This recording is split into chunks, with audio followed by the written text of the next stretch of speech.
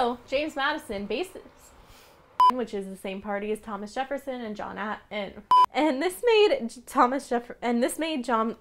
Hello everyone and welcome back to my channel. If you're new here, my name is Olivia and this is a channel where I talk about the presidents and make their favorite desserts. So since the last time I filmed, a lot of stuff kind of did go down in America, in case you haven't heard. I debated on talking about this just because I consider this channel to be a little more historical than it is political, and I'm gonna keep it that way. I did go on Facebook just like everybody else. I know all of your opinions. I'm not gonna like change them. So all I will say is that the Civil War was not that long ago. The Holocaust was not that long ago. And our democracy is still very new and it can be easily destroyed. In my last video on James Madison, I did talk about the last time that the Capitol and Washington was attacked, and that was in the War of 1812. So, like it or not, history was made this week. I'm shooting on Sunday, so I don't really know what state the whole thing will be in on Thursday when this goes up, but that's just what I'm gonna say about it. I feel like I can't really have a show about the presidents and not really talk about what happened in Washington, so that's why I'm mentioning it at all. And with all that said, let's get started on the man who wraps up the founding father presidents, James Monroe. And for James Monroe, I will be making crybaby cookies.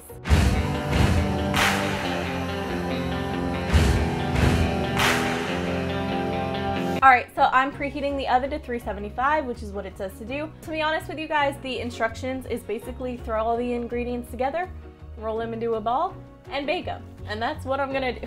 So, yeah. All right, let's get started. So James Monroe was born in 1758 in Virginia. Surprise, surprise, another president from Virginia. And eventually he inherited his father's plantation. So his mom and dad both died within the span of like 2 years, which I'm sure was probably hard. And then he did attend the College of William and Mary. I think that's the same college that Thomas Jefferson attended. But he was a college dropout. He did drop out to join the Continental Army during the Revolutionary War. And while he was in war, he met Thomas Jefferson. He met Thomas Jefferson.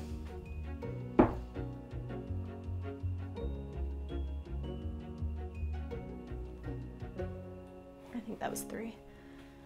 And him and Thomas Jefferson had a very strong bond.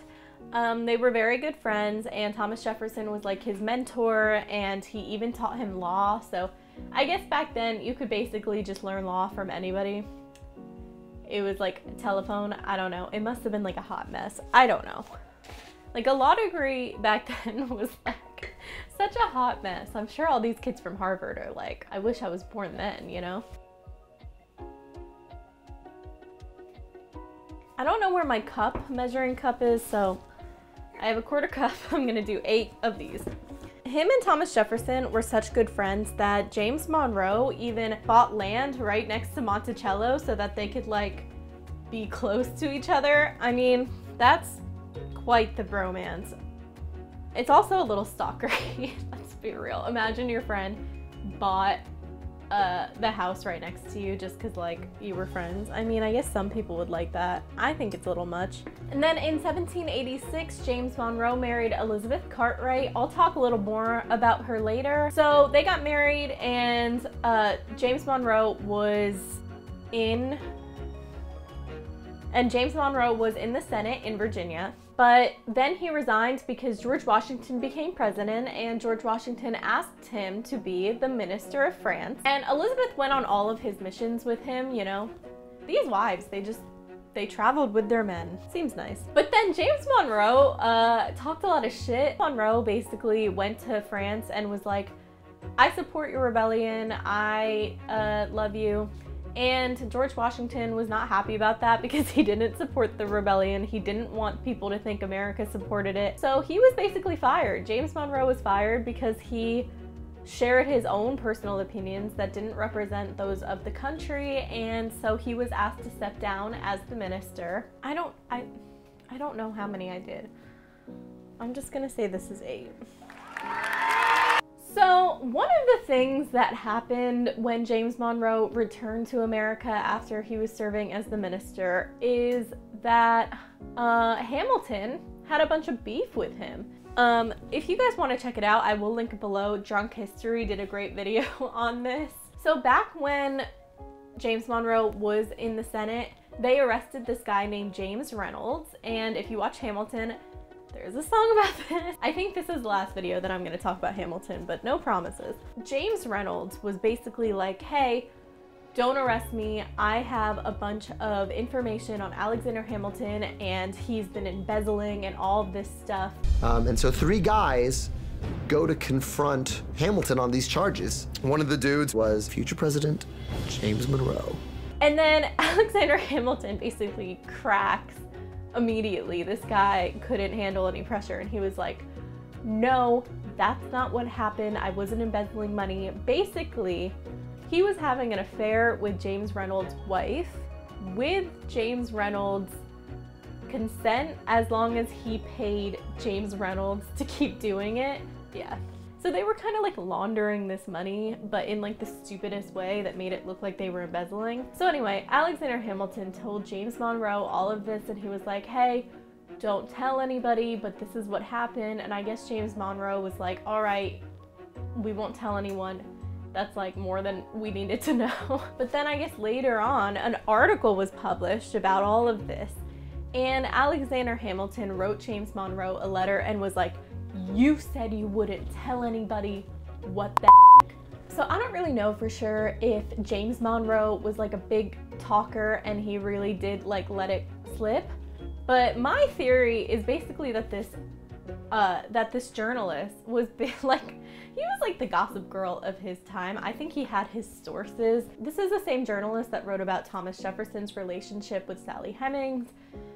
He also wrote a bunch of stuff about John Adams during the election. Like, this guy knew everything. He knew everybody. So I don't know if James Monroe really like talked, or if James Callender was just like, I don't need you. I'll get my story no matter how I get my story. So also, James must have been like the most popular freaking name ever, because we have James Callender, James Monroe, and James Madison, who's the president before him. Enough with the James. My brother's name is James. Enough. Just enough. So yeah, so Alexander Hamilton wrote James Monroe this letter and was like, bitch, you said you wouldn't say anything, and you said something. And then for some reason, Alexander Hamilton like wrote his own article about it and said everything in this article, I guess in order to like get ahead of it so that he could tell the story in his own way. I guess it makes sense, but obviously it was still kind of weird. James Monroe was pretty pissed off at this time because he just got fired from being the Minister of France, and he was like, now I have to deal with this guy. And Alexander Hamilton and James Monroe, they wrote letters back and forth to each other, and there was mention of a duel, and both of them kind of read like, all right, I'm ready when you are, like, name a time and place. And then the other guy was like, all right, you name a time and place. They were both like, nobody really wanted to have the duel, but they both didn't want to come off as cowards. So they kind of had this just like back and forth for like, I don't know how long it was, until Aaron Burr of all people were like, stop acting like freaking babies. You're not gonna have this duel. It's stupid. Alexander Hamilton told everybody anything anyway. So why don't you both just shut the hell up and get back to your lives? So Monroe told Aaron Burr, will you tell Hamilton that if he's challenging me to a duel, I accept. But if he's not, I wasn't challenging him to a duel. Basically, Aaron Burr squashed the beef and everybody went on with their lives. And if only Alexander Hamilton learned from this, because then he had to later challenge Aaron Burr to a duel, and this one no one squashed. I guess Aaron Burr squashed it when he killed him.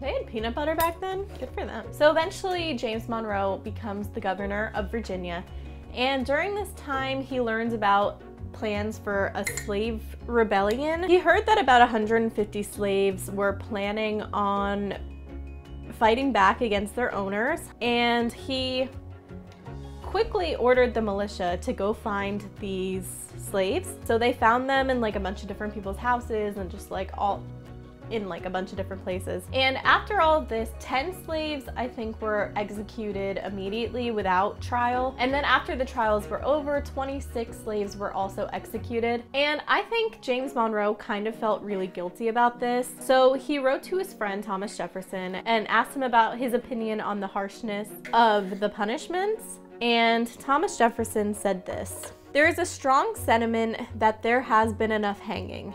The other states and the world at large will forever condemn us if we indulge a principle of revenge or go one step beyond absolute necessity." So Thomas Jefferson, I think, is saying we don't need to hang any more slaves to make our point across. Like, it's cruel and unusual punishment, I guess. Coming from Thomas Jefferson, this is pretty nice. A lot of people think that this might have impacted James Monroe's opinions later in life when he joins the American Colonization Society, but we will talk about that later. And after this, James Monroe put into action that transportation of the slaves instead of execution was another option for punishment of crimes. When Thomas Jefferson became president, he sent James Monroe to go and negotiate the Louisiana Purchase. And I guess he was basically like the main reason why it happened, because James Monroe and the other guy with him, I forget his name, they didn't really have enough time to really get Thomas Jefferson's okay before signing the actual papers. So they kind of just did it. And it worked out, I guess, luckily for them. And when James Monroe and his wife were in France, they actually became kind of like family friends with Napoleon. That Napoleon. Their daughters were friends, and then they became friends. I know people think that vegetable shortening is like gross, but it's so smooth. It's like really smooth butter. So after this, Thomas Jefferson made him the minister to England. When he was the minister to England, he tried to sign a peace treaty between England and America that would like combine them, but Thomas Jefferson was still really pissed at England. You know that from all of the other videos. He wasn't a fan. So Thomas Jefferson didn't sign it, and this kind of made James Monroe a little bit upset. It kind of put a hint of a crack in their bromance. And this made James Monroe so mad that when he came home from England, he ran for president against James Madison, and he did lose this election, but I guess they were still kind of chill with each other, because when James Madison became president, he asked James Monroe to be his Secretary of State, which I think from what we learned was more of an important job than vice president. Time for everybody's favorite ingredient, molasses.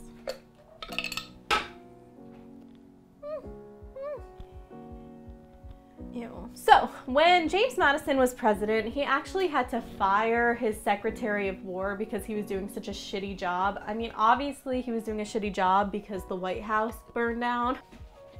So I guess James Madison didn't think that anybody else in the country was qualified to do this job. So he tapped James Monroe, who was already the Secretary of State, to also be his Secretary of War. So for a few months, he held both positions, and I think that he is one of the only men to hold two substantial positions in the White House at once. In the election of 1816, James Monroe ran as a Democratic Republican, which is the same party as Thomas Jefferson and James Madison, and he ran against a guy named Rufus King, and he won. I mean, today, I don't think that he would win against somebody with such a cool name as Rufus King. Totally Rufus. But I guess back then, having the last name of King kind of sends the wrong message. When Monroe won, he became the first president to have his inauguration ceremony outside, and he was also the first one to give his speech in front of the public. And he wasn't able to move right into the White House because it was still being rebuilt after it was burned down in 1814. But it was done in 1817, so he didn't really have to wait that long. So during his first term in presidency, He was kind of able to ride the wave of James Madison because everybody was in kind of a good mood after their victories in the War of 1812. I talked about this in my last video about how it kind of ignited this patriotism within us. And this time was called the Era of Good Feelings, and James Monroe did kind of an extensive tour around the United States, and he was the first president to really do this. I guess he was the first president that people were really able to see in person because he did this, which I think made a big difference.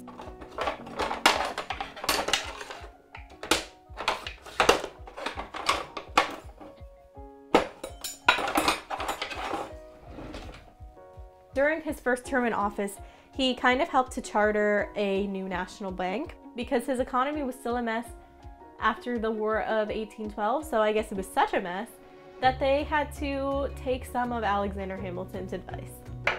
I'm gonna do this with my hands. So they really liked James Monroe, but you know who they didn't like? Elizabeth Monroe. If Dolly Madison was the girl who was throwing parties and doing body shots, then Elizabeth Monroe was the girl who was putting plastic on her couches. They were just two very different people. I guess Elizabeth Monroe was pretty elitist, especially after living in France so much. She adopted this kind of French attitude that people didn't really connect with. They thought that she was being kind of snooty, and they just didn't really connect with her as a first lady. And during this time, a bunch of state shit happened. I don't know how else to put it. During this time, like Native Americans, Spain, and the US were all fighting over Florida, basically is where it was. And so James Monroe bought Florida from Spain for, I think, $5 million. Also around this time, the North banned slavery and the South still wanted it. When they were bringing in new states, they had to figure out if it was gonna be a slave state or if it was gonna be free state. So in the Missouri Compromise, Missouri kind of became a slave state if Maine became a free state. So they were trying to keep the amount of slave states and the amount of free states equal. And James Monroe kind of did this in order to avoid a civil war, which, as we all know, a civil war was inevitable. The Missouri Compromise also outlawed slavery in the Louisiana territory above the 3630 line. I vaguely remember learning about this in my 9th grade history. Vaguely. And when all was said and done, 5 states joined America during James Monroe's presidency, and these states were Mississippi, Illinois, Alabama, Maine, and Missouri. Honestly, pretty good. I know you guys are gonna hate me for eating raw egg, but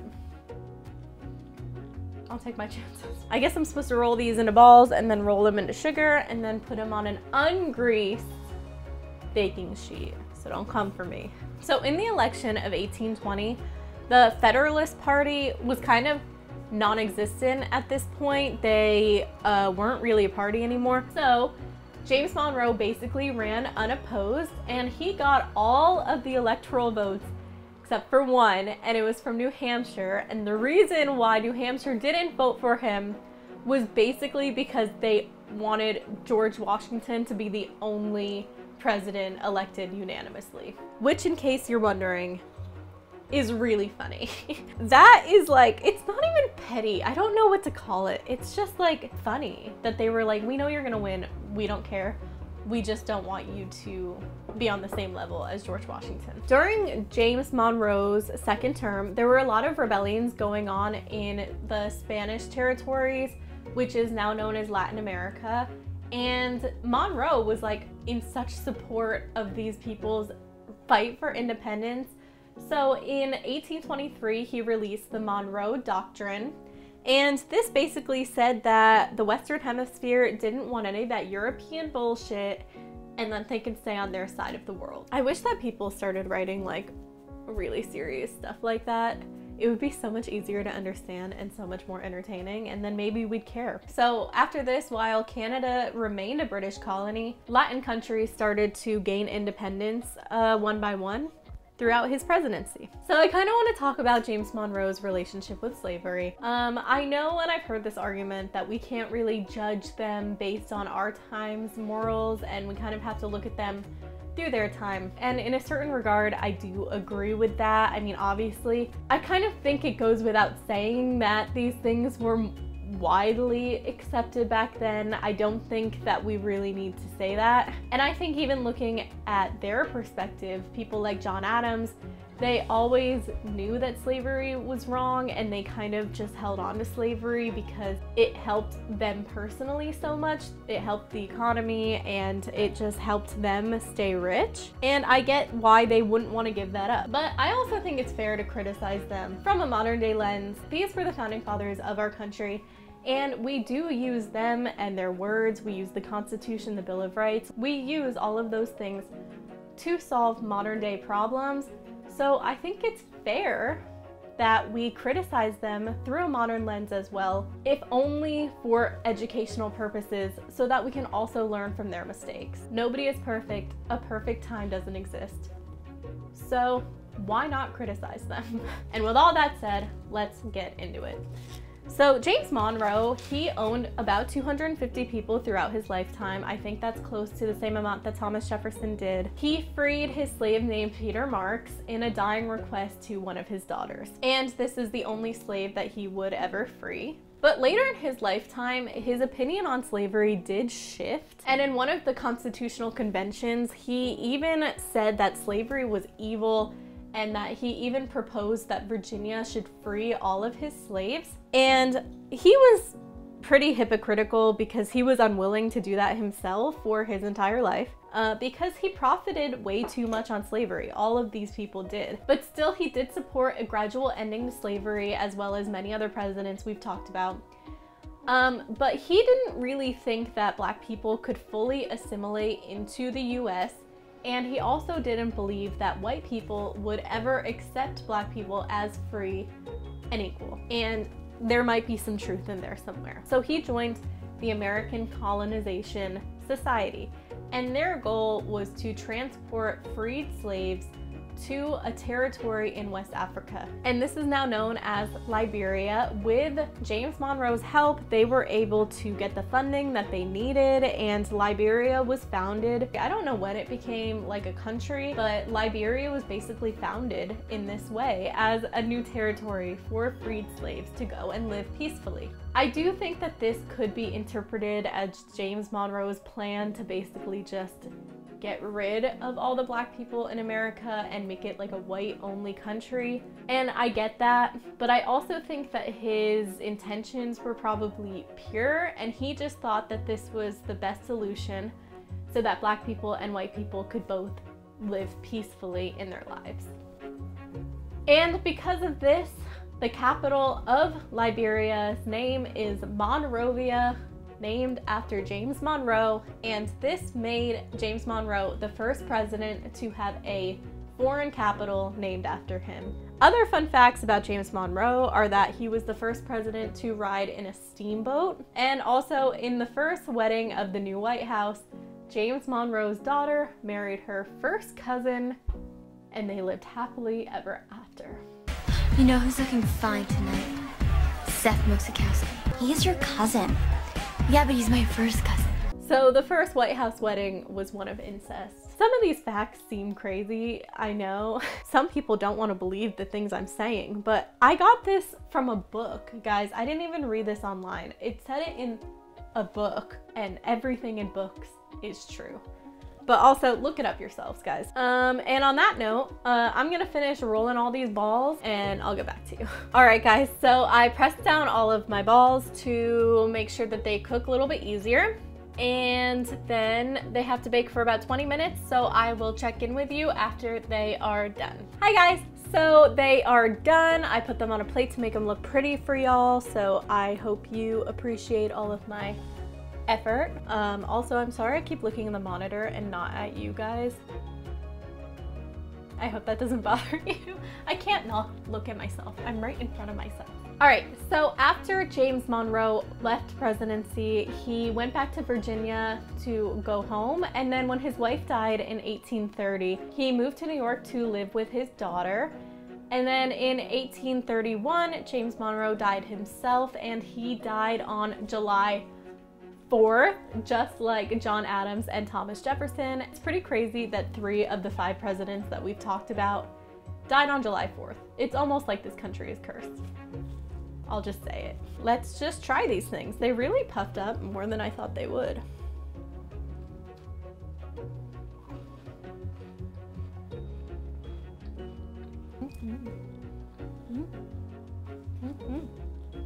Yeah, they're good. The molasses kind of adds like a molasses flavor. Kind of tastes like gingerbread, like a gingerbread cookie, but very good. So, as you guys know, James Monroe is the last of the founding father presidents, and I'm gonna go ahead and rank all of the desserts I've made so far. In the bottom, I think it's definitely Dolly Madison's gingerbread. It kind of got weird after a few days. The meat made it all oily, and it wasn't like super flavorful to begin with, so honestly nobody really ate it. In second place, Martha Washington's great cake. It was the biggest surprise. I thought it was gonna be outright disgusting, and it wasn't. It was pretty good. It was tasty. We ate most of it. We didn't eat all of it. In third place, Thomas Jefferson's ice cream. I definitely think it would have been really good if I had time to let it freeze and also didn't drop it all over my laundry room when I was trying to put it in the freezer. So I guess we'll never know. I'm taking off points because of how long it took to freeze. Second place, James Monroe's Crybabies. They're pretty good. To be honest, I don't know whose exact recipe this is. I couldn't find a specific one, but this recipe is dope. And in first place, definitely Abigail Adams' Apple Pan Dowdy. It was really delicious. We ate it all in like 3 days, just really good. I'm excited to see what the next chapter is like after the founding fathers are done. I'm excited to see what's next. Do I think that James Monroe was a good president? Honestly, yeah, I think he was pretty good. He helped out with a lot of foreign affairs, obviously helping to found Liberia. Found, is that not right? I think it's found, because if you found something, you founded it, you know? I don't know. Helping to establish Liberia as a country is definitely notable. I think that helping the Latin countries find their independence, I think helping a balance between the slave states and the free states, I think he really did the most that he could during his time. He fit a lot into his presidencies. He didn't really have a major fail throughout. So yeah, I think he was pretty good. Obviously, the fact that I've never really heard of him before speaks volumes. Like, he wasn't the worst, but he also definitely wasn't the greatest. Pretty good. So this is where I'm supposed to compare James Monroe to an actor that has portrayed him in something. Unfortunately, he was not in Hamilton, so I don't have that actor. A lot of these other presidents don't really have many portrayals of them in fictional things. So I'm gonna compare him to the actor that played him in the Drunk History episode, which I will link down below, the YouTube video. James Monroe. Is he as hot as Tony Hale? Ooh. Yeah, I think he is. I think he's basically on par, if not more attractive. He has a very manly look to him, a strong nose. I'm here for it. I'd say he's a pretty good looking guy. Alright guys, thank you so much for watching this video on James Monroe. It really does mean a lot to me. If you haven't yet, make sure that you subscribe below so that you know exactly when I post. Catch up on all of the other videos so that they help you understand everything that I'm talking about. As always, I will post all of the links to my research and a podcast I listen to called Presidential. I used a book this time. I don't know how to link that. I don't think you can. So I used this book. Very insightful, very compact. It was one of the best Christmas gifts from one of my friends this year, so thank you. As always, if you're gonna comment, be nice in the comments. And I will see you guys next time for John Adams, the sequel, John Quincy Adams. I have to stop doing thumbs up.